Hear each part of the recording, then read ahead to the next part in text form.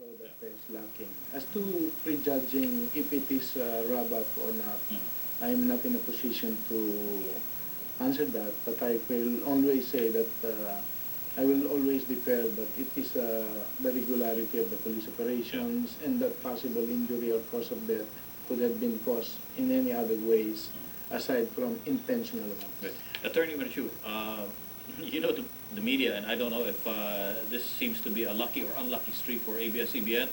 Somehow our news crews are always there when something happens involving a police operation, and some hint of irregularity happens. Do you see anything that the media is doing wrong in covering these events?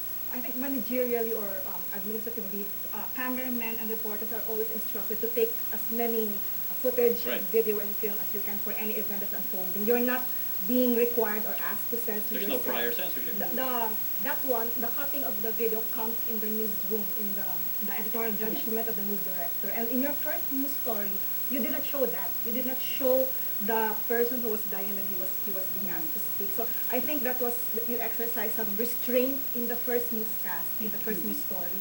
I think people only reacted when they saw that you had to explain it, and then you were forced to show the footage of the person who had been injured. Yeah. So it could have been explained better when it was being shown. But in the first newscast, there was some restraint.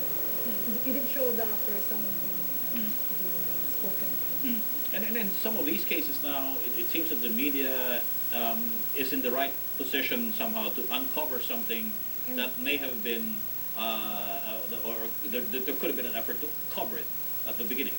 And here you see how important that video is now, because it is now a piece of evidence, and it shows that I don't want to prejudge, but it clearly shows the person was alive when he was in the custody of the police officers, and then the cause of death is asphyxiation. So here you see how in the end it turned out that it's a good thing that there was someone who had filmed the entire incident.